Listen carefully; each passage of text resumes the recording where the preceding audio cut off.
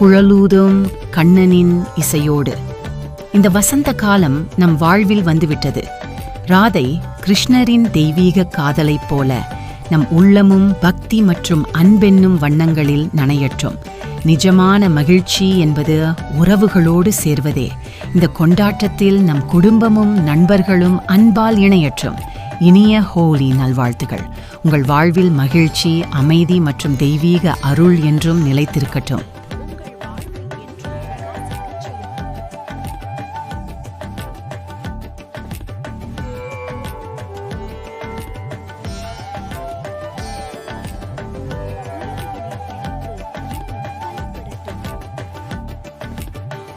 இனிய ஹோலி நல்வாழ்த்துகள். உங்கள் வாழ்வில் மகிழ்ச்சி, அமைதி மற்றும் தெய்வீக அருள் என்றும் நிலைத்திருக்கட்டும்.